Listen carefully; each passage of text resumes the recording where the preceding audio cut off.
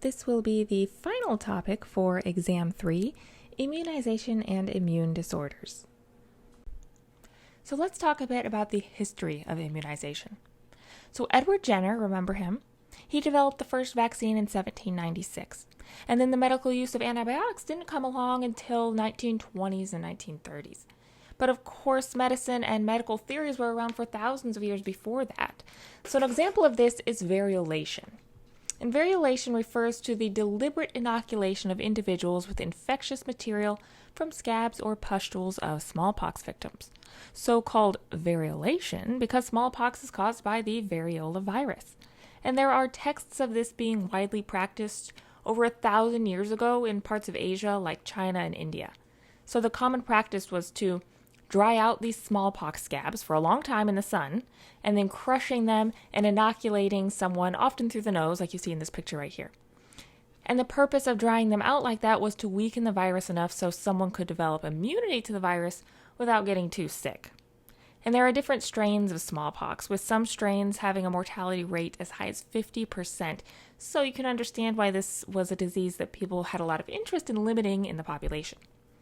And the practice of variolation eventually became widespread through Europe and other parts of the world until Edward Jenner came along and discovered that vaccination with cowpox prevented smallpox infections. This inoculation was much lower risk because although cowpox is also a variola virus, it's a much less virulent version of the virus than smallpox. And this is where the umbrella term vaccination comes from. So vacca is Latin for cow, and vaccination is referring to that first vaccination created using cowpox. Now this sounds pretty magical, right? Inoculating someone with something other than smallpox can prevent smallpox? How is this happening? Well, Jenner's vaccination worked because both smallpox and cowpox are variola viruses. And if cowpox inoculation works for smallpox, this tells us that our bodies think that these two viruses look very similar to each other. So similar, in fact, that the antibodies our immune system makes after encountering cowpox also works for smallpox. And this is not always the case. Antibodies are very specific to the antigen that they bind to. So during the primary immune response, and the primary immune response would be vaccination with the cowpox because that's the first time the immune system is encountering that antigen, antibodies are made to target cowpox. Now, if the immune system encounters cowpox or smallpox in the future, it will be equipped to develop a highly targeted immune response against both of those pathogens. And this is how vaccines work, by showing your body what an invading antigen looks like in a safe way, so you can develop immune memory before you ever even come into contact with it. So you're given a small amount of a harmless form of the disease, your body makes antibodies to fight it off, then if you encounter the disease again, your body already has antibodies and immune memory, so you don't get sick, or you don't get nearly as sick as you would if you weren't vaccinated. So you are immune. Over the next several slides, we're going to discuss these 5 classes of vaccines. All vaccines are not created equal. Depending on the antigen it's targeting, the health of the person that's being vaccinated, or the duration of the immune response, there are different types of vaccine preparations. In all cases, though, a vaccine provides protection against a disease by exposing someone to a pathogen-specific antigen that will stimulate a protective, adaptive immune response, leading to immune memory. So these are the 5 classes of vaccines. We have live attenuated vaccines, inactivated vaccines, subunit vaccines, Toxoid vaccines, and conjugate vaccines. For each type, we'll talk about its composition, understand circumstances that it's used, and then talk about some pros and cons of each. First, we have live attenuated vaccines. This type of vaccine exposes an individual to the whole pathogen, so a weakened strain of the whole pathogen, and whole is the key word here. Attenuated means to reduce the force or effect of something. So in this case, a whole pathogen is attenuated or weakened in order to decrease its virulence. Much like what we just talked about on the first slide with variolation and how smallpox scabs were being left to dry in the sun to weaken the virus. Nowadays, though, it's done a little differently. So a couple examples are genetic manipulation, like you can remove virulent genes from a pathogen's genome, And also long-term culturing. Over time, this will reduce the pathogen's ability to colonize its host because it will adapt to that new environment. Live attenuated vaccines stimulate what is called a comprehensive immune response, so called because it activates both cellular and humoral immunity. Because it is a whole pathogen, that also means that although it's weakened, it has all the components it needs to survive and replicate. Therefore, it also induces an active subclinical infection, where an infection occurs but at such a low level that you don't actually experience the traditional signs and symptoms of the disease, so it's subclinical. These are some examples of live attenuated vaccines. The vaccines for chickenpox, German measles, mumps, tuberculosis, typhoid fever, and yellow fever. Also, there's a form of the flu vaccine that is live attenuated as well. I won't be asking you about these specifically on the exam, like asking you to list them or anything like that. It's just interesting to see examples of vaccines for each type of preparation that we're talking about. As we'll see with each of these vaccine preparations, there are advantages and disadvantages to each one. Live attenuated vaccines are great because they induce such a robust immune response that involves both your cellular and humoral immunity. This leads to long-lasting immune memory. Also, since it is an active subclinical infection, soon after getting vaccinated, you can actually potentially transmit it to someone else, and that can actually be a good thing, because this means people can develop immunity without ever even receiving the vaccine. On the other hand, because they are live, they're difficult to store and transport, usually making them more expensive. People who are immunocompromised can't receive live vaccines because of their weakened immune system. They may not be able to handle that active subclinical infection. Also, again, it is alive and can replicate. Therefore, there is a risk of reversion or mutation occurring and it redeveloping those pathogenic tendencies. Next up, we have inactivated vaccines. So, like live vaccines, live attenuated vaccines, these vaccines expose someone to the whole pathogen again, but this time they're not live. The pathogen has been killed or inactivated using some type of method like heat, chemicals, or radiation. It's important, though, that the inactivation process doesn't change the antigenic structure, because remember, you want your body to make the right kind of antibodies for your immune memory. Because these are not live pathogens, there's no active subclinical infection that's induced. So they aren't alive, so they're not replicating, so there's no infection happening. This does result in a weaker immune response that is usually only activating your humoral immunity. Therefore, these vaccines often require higher doses and multiple boosters to maintain efficacy. Some examples of these vaccines are the vaccines for cholera, hepatitis A, influenza, plague, and rabies. Because inactivated vaccines are not live, this makes them easier to store and transport, which is great. And without inducing an active infection, they can be safe for people who are immunocompromised, or for pathogens that would be dangerous if they were live, like the rabies virus. As we already mentioned, though, this does come at a cost of providing a weaker immune response and less immune memory that requires higher doses and more boosters. Next is subunit vaccines. So unlike live attenuated vaccines and inactivated vaccines that expose you to the whole pathogen, subunit vaccines only expose people to a key antigen of the pathogen. So it's a small part of the pathogen that you can make antibodies for. The vaccine can be produced by degrading the whole pathogen down and then isolating the antigen that you're interested in, or through genetic engineering and building that antigenic particle in the lab. Because you're not exposed to the whole pathogen, the risk of side effects are pretty low, so that's great. And vaccines for these diseases commonly use subunit vaccines, so anthrax, hepatitis B, influenza, meningitis, papillomavirus, and pneumonia. Subunit vaccines are another useful option for people who are immunocompromised because of that lower risk of side effects, or for pathogens that would be risky if the whole pathogen were used, like anthrax. Similar to the inactivated vaccine, though, without inducing that active subclinical infection, these vaccines have limited longevity and require multiple doses. Also, since these vaccines are only exposing you to a little piece of the pathogen, if that pathogen ever mutates or changes its antigenic properties, then you may not be immune to it anymore. Next up is toxoid vaccines.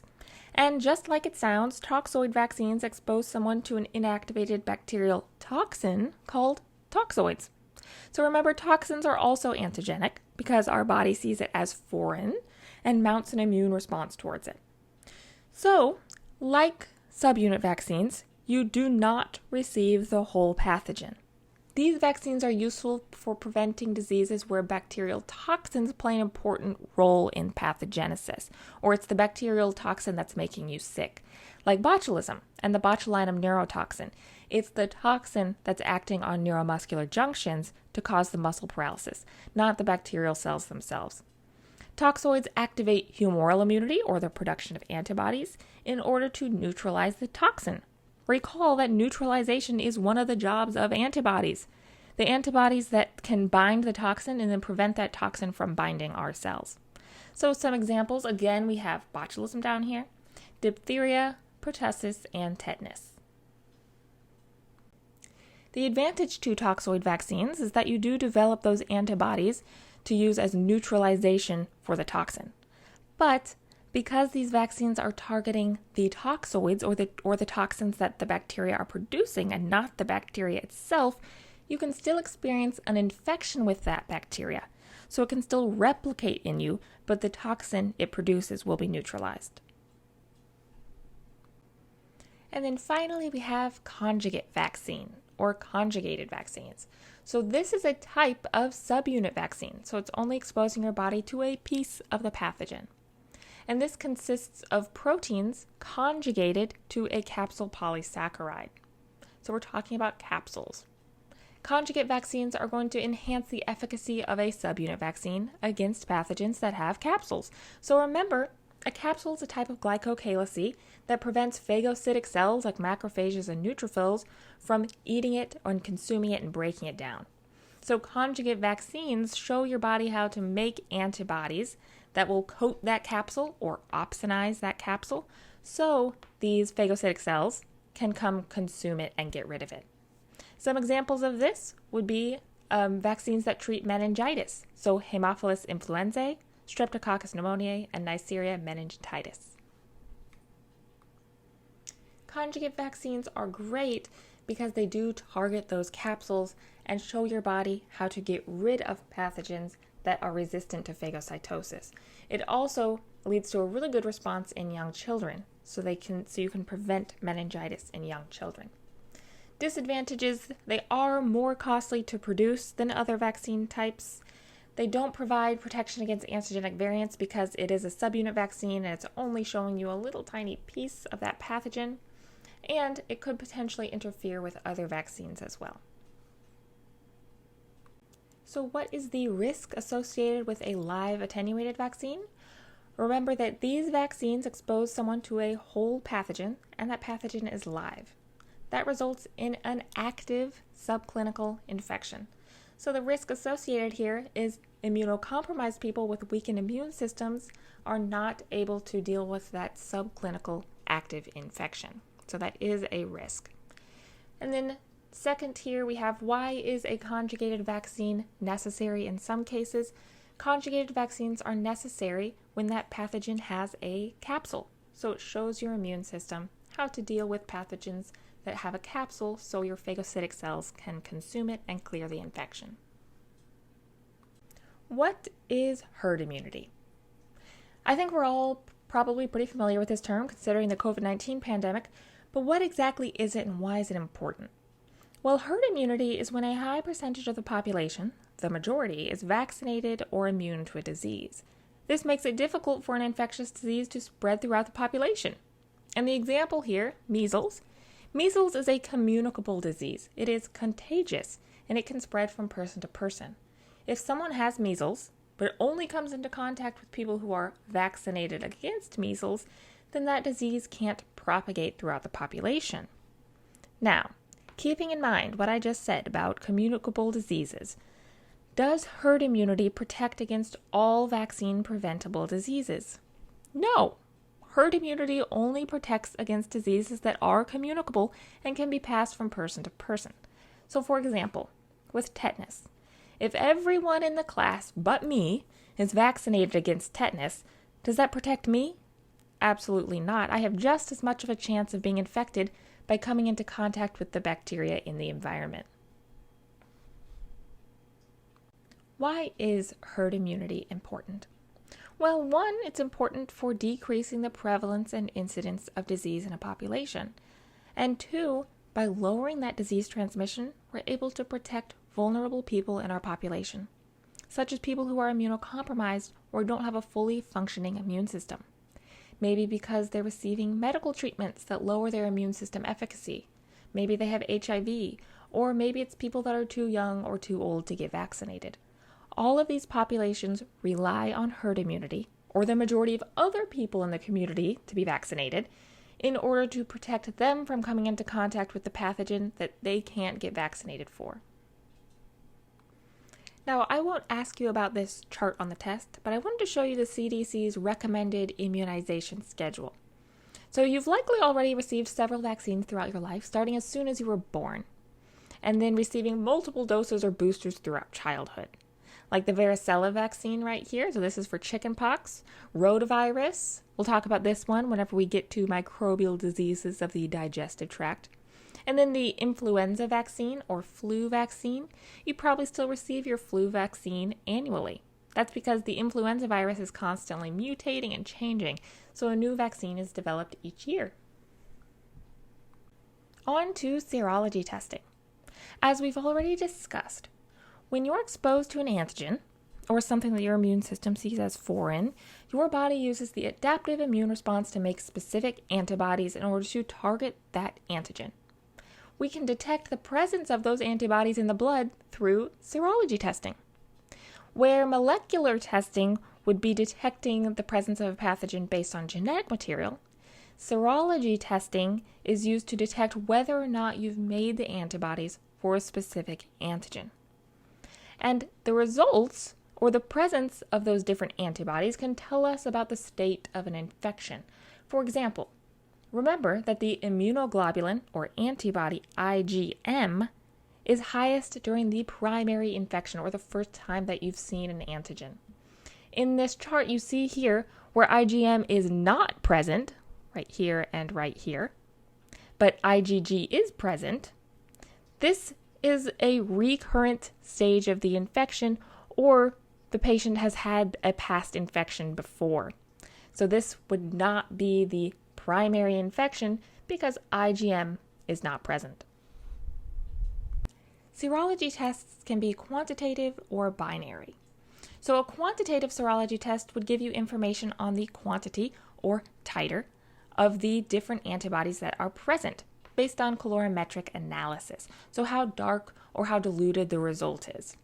These titers are then linked to whether or not that antibody concentration confers immunogenic protection for the disease. Binary results, on the other hand, do not give you information on quantity. Often these are lateral flow assays, like the assay that you use at home for the home COVID testing, and these simply tell you a yes or no answer. Is an antibody present or not? Now, for the second part of this lecture, we'll discuss immune disorders. Now, your immune system is fantastic. Don't get me wrong. It protects you from pathogens, and it learns how to protect you even better in the future. But the immune system, which is normally preventing us from diseases, can actually cause diseases too, especially when it's malfunctioning or it's weakened. So in relation to immune disorders, we'll discuss three major topics. 1, hypersensitivity reactions. 2, autoimmune diseases. And 3, immunodeficiencies. Starting off with hypersensitivities. And just like it sounds, these are immune reactions where your immune system is hypersensitive, or it overreacts to the presence of an antigen or allergen. And they're categorized based on how your immune system responds to the foreign invader, or the mechanism that it uses.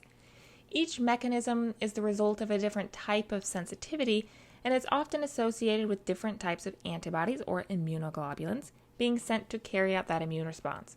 So we'll talk about type 1 hypersensitivity and the reactions involving IgE, type 2 hypersensitivities involving IgM and IgG, type 3 hypersensitivities involving IgG, IgM, and sometimes IgA, and then type 4 hypersensitivities, and these are going to involve T-cell mediated reactions, not immunoglobulins. A type 1 hypersensitivity is the rapid result of being exposed to an allergen you're pre-sensitized to. So it's an allergic reaction. And this can be caused by many things in the environment that your body sees as foreign. Could be animal dander or pollen, different types of food, if you know anyone that has like a peanut or shellfish allergy. And we don't fully understand how these allergies develop. It's influenced by both nature and nurture, our genetics and our environment.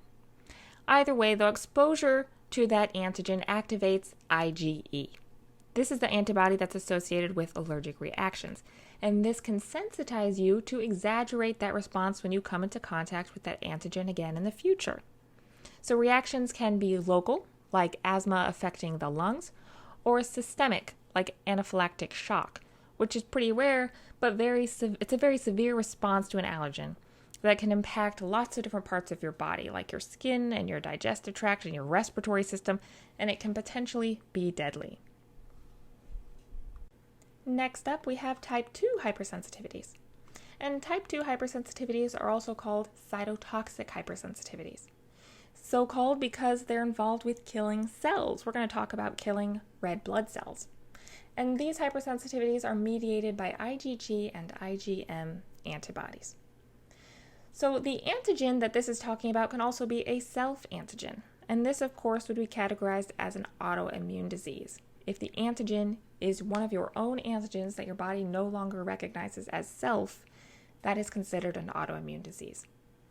Antibodies can bind the surface molecules or antigens associated with blood typing on red blood cells, and so that's what we'll talk about with our two examples here. And this leads to the red blood cell being coated or opsonized by those different antibodies, and that causes phagocytosis, that causes your white blood cells like macrophages and neutrophils to come along and consume and get rid of those red blood cells. We'll talk about two examples. So we'll talk about hemolytic disease of the newborn and hemolytic transfusion reactions. The first example we'll talk about is hemolytic disease of the newborn. And this is talking about red blood cells and a specific thing on those red blood cells called the Rh factor. In this case, if a pregnant mother does not have the Rh factor in her blood, she's Rh negative, but her fetus does have the Rh factor, she'll develop antibodies against Rh. If she gets pregnant again and her fetus is Rh positive again, now she has antibodies that are going to target that fetus. Fortunately, though, there are treatments or anti-Rh antibody treatments that can prevent these antibodies from targeting the fetus.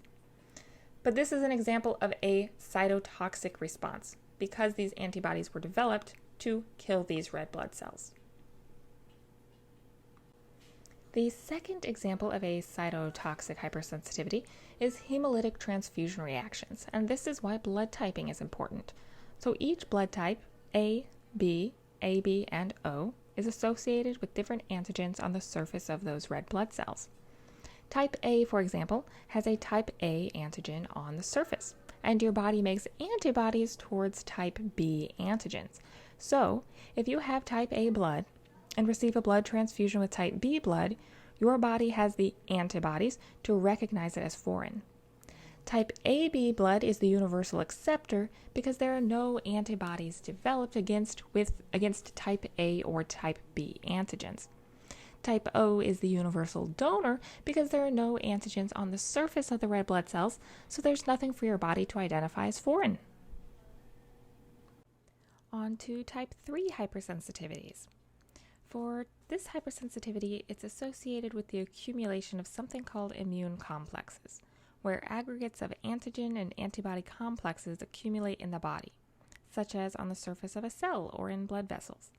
This accumulation of immunoglobulins overstimulates the immune system and leads to a cascade of inflammatory events, where IgG initiates the release of histamine from mast cells. This starts the immune response and activates complement proteins. Also part of the inflammatory response due to the release of that histamine, blood vessel permeability increases and phagocytes come to the area. Then clotting factors like platelets come to the area as well, resulting in blood clots. An example of this is serum sickness, which can occur after certain medications like antibiotics are administered. Immune complexes form in the blood and deposit in tissues, leading to fever, rash, and joint pain. And finally, type 4 hypersensitivities. The only thing I want you to really know about type 4 hypersensitivities is that it's not mediated by antibodies, like those other 3 types of hypersensitivities. It's actually regulated by T cells, so by the activation of cytotoxic T cells or memory T cells. Common examples of this would be contact dermatitis, so exposure to something like latex or poison ivy, also chronic asthma.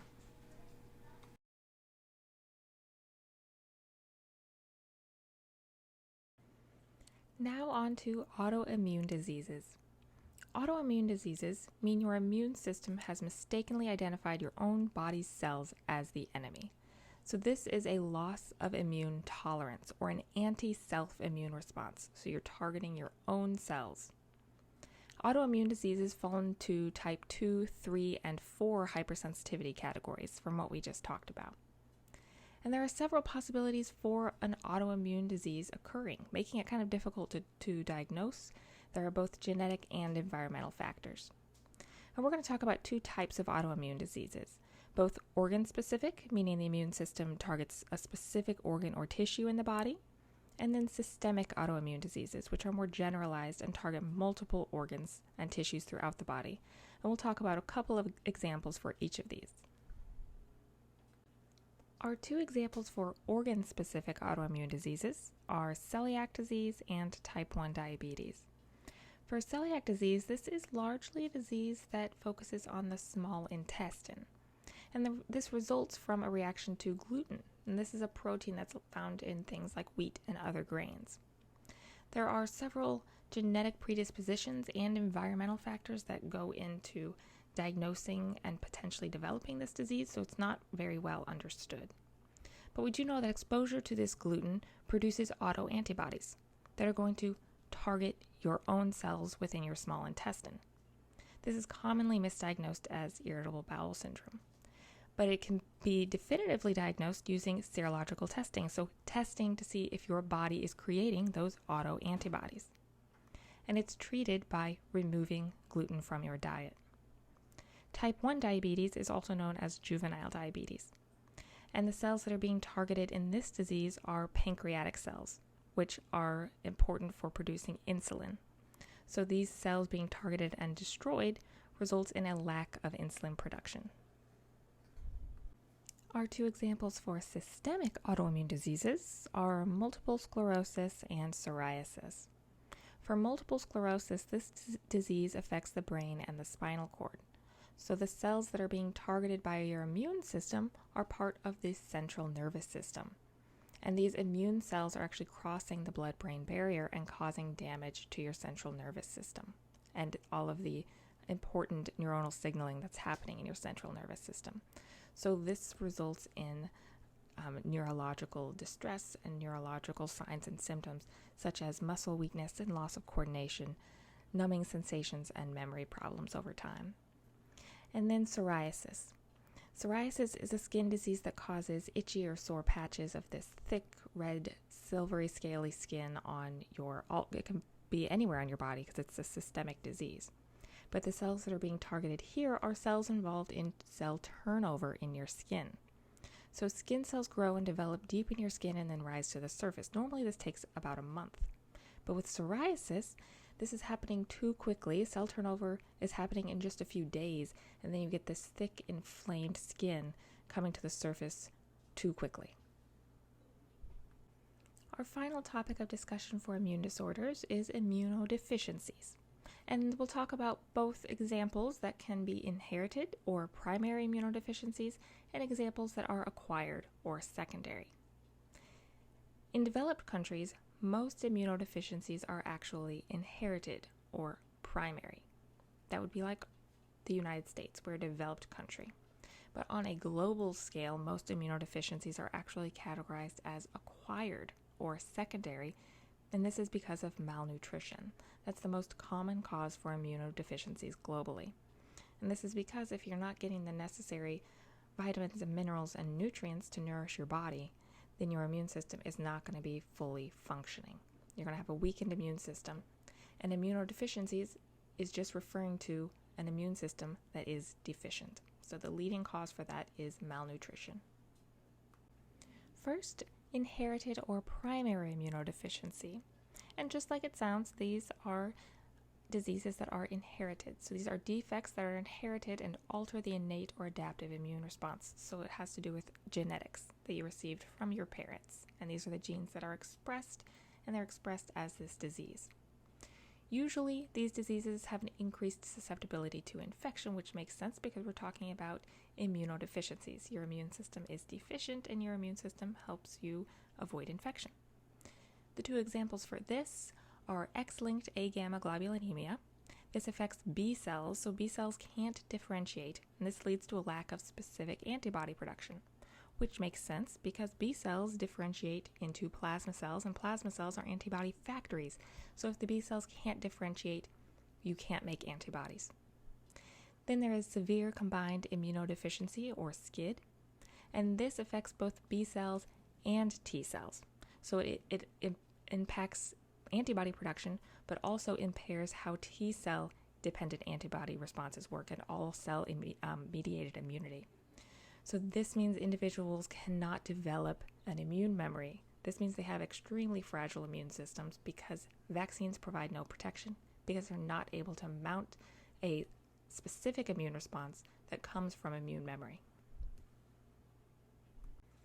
I just want to mention here in terms of the inherited or primary immunodeficiencies, those have a genetic component. They're inherited, so they're in your genes. So there are actually gene therapies for SCID that have been explored that involve isolating molecular corrections for the mutations that they have in their genetic material and then transplanting cells back into the patient where their genomes are corrected. So that's how gene therapy works. It involves cutting out a bad gene and putting in a good gene. Pretty interesting. I have a couple articles here if you're interested in reading about it. I won't ask you about this on the test, but it is a really fascinating kind of frontier of science right now, and the use of gene therapy to treat all kinds of disorders, not just immune disorders. And finally, we have acquired or secondary immunodeficiencies. So these occur as a result of an acquired impairment of B cells, T cells, or both. And secondary immunodeficiencies can be caused by several things.